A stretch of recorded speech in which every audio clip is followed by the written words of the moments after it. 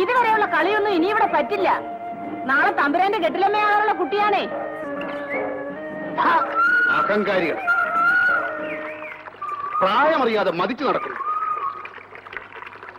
കൃഷ്ണ, ഓടാ എന്റെ വീട്ടില്. മേലാ ഞാൻ പറയാതെ ഇവിടെ വന്നു പോകരുത്.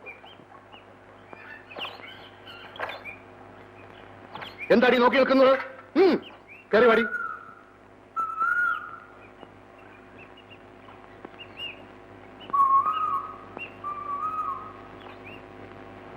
നീ വാടി, വാ, കേറി വാ. ഇരുട്ടുന്ന വെളുക്കുന്നൊന്നും അറിയാൻ പാടില്ലോടി. നീ പറഞ്ഞതൊക്കെ ശരി, അതെല്ലാം കഴിഞ്ഞ കഥ. അതങ്ങ് മറന്നേക്കൂ. നീയും സന്തോഷിക്കേണ്ടതാണ്. ഇതിൽ കൂടുതലൊരു ഭാഗ്യം ഇനി അവൾക്ക് വരാനുണ്ട്. നിനക്ക് അവളോടും ഈ കുടുംബത്തോടും സ്നേഹമുണ്ടെങ്കിൽ ഇതിന് തടസ്സമുണ്ടാക്കരുത്. നിന്റെ അമ്മാവനാണ് ഈ പറയുന്നത്. നീ മേലിൽ അവളെ കാണരുത്.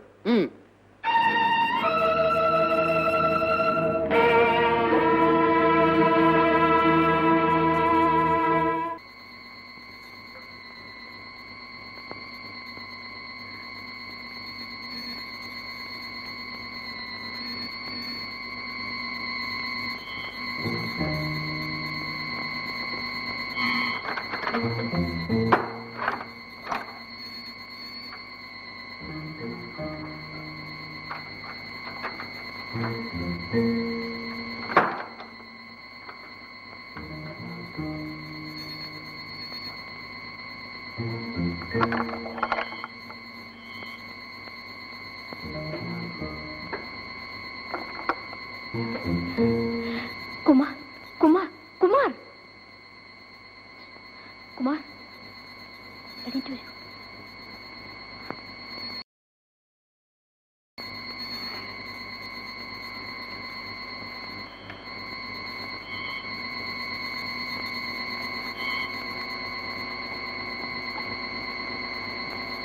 കുമാർ, നമുക്കിപ്പോ സ്ഥലം വിടണം.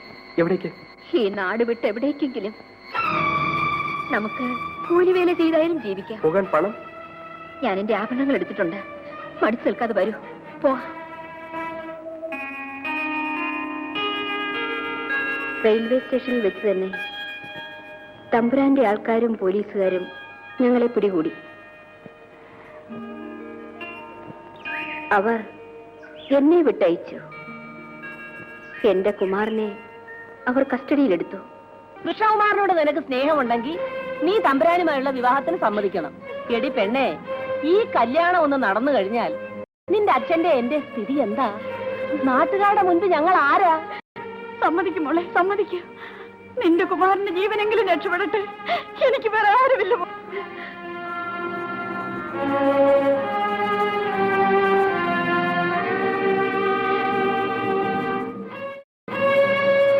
ഞാൻ സമ്മതിച്ചിരിക്കുന്നു. കോവിലകത്ത് പോയി പറയട്ടെ? ഏത് നരകത്തിൽ വേണമെങ്കിലും പോയി പറയാം. പക്ഷെ ഒരു കാര്യം, ഞാൻ കല്യാണത്തിനായി ഈ വീട്ടിൽ നിന്നും പുറത്തിറങ്ങണമെങ്കിൽ എന്റെ കുമാരനെ എന്റെ മുമ്പിൽ കാണണം. എന്നാ നമുക്ക് പുറപ്പെടാം. ആയിക്കോട്ടെ, ആയിക്കോട്ടെ.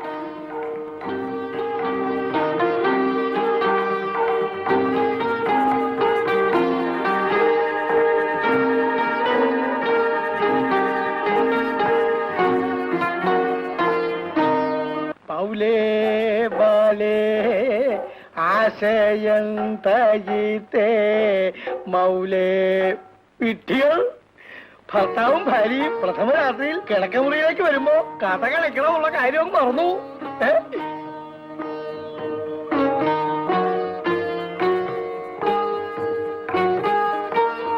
രസികത്തി ഒളിച്ചോളി അല്ലേ? സാരമില്ല, പെൺകുട്ടികളിൽ മിക്കവരും ഒളിച്ച് അല്പം ഓടിയവരായിരിക്കും. നോം ക്ഷമിച്ചിരിക്കുന്നു.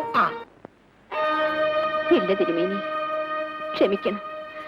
ഇന്ന് എനിക്ക് പാടാൻ പറ്റില്ല. പാടുപെടാൻ പറ്റുമോ? പാടുപെടുക എന്നുള്ള വാക്കിന്റെ അർത്ഥം മനസ്സിലായോ? പ്രഥമ രാത്രി ആരെങ്കിലും പാട്ട് പാടി സമയം കളയുമോ? ഞാനൊരു പമ്പര വിട്ടി. ഈ ചോദ്യം ഞാൻ ചോദിക്കില്ല. ആട്ടെ, എന്റെ പാടവം കാണണമെന്നുണ്ടോ?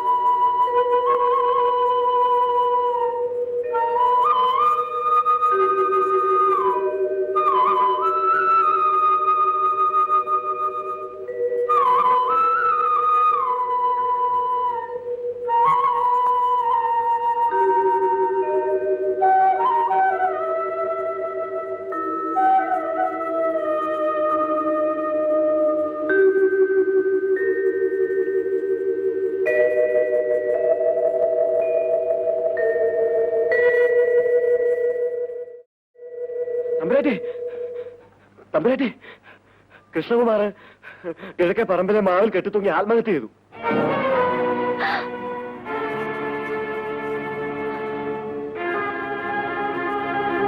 എന്റെ ജീവിതം നശിപ്പിച്ചതിനും എന്റെ കുമാറിന്റെ മരണത്തിനും പകരം വീട്ടുമെന്ന് ഞാൻ ഉറച്ചു. തമ്പുരാന്റെ സ്വത്തുക്കൾ ഒന്നൊന്നായി എന്റെ പേരിലാക്കി, ഇല്ലാത്ത ഭ്രാന്തിന്റെ പേരിൽ.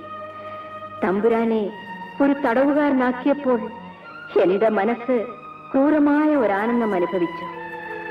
വാസ്തവത്തിൽ എനിക്കാണ് ഭ്രാന്ത്.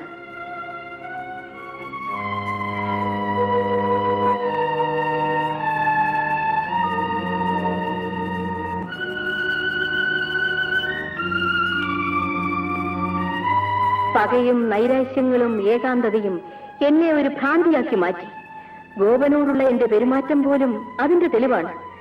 സമനിലയുള്ളപ്പോൾ എനിക്ക് തന്നെ അത് ബോധമുണ്ട്. പക്ഷേ എപ്പോഴാണ് സമനില തെറ്റുന്നതെന്ന് എനിക്കറിയില്ല. കുമാർ, എന്റെ കുമാരനെ ആ ദ്രോഹികൾ നശിപ്പിച്ചു. അന്നു മുതൽ ഞാൻ തമ്പുരാട്ടിയായി.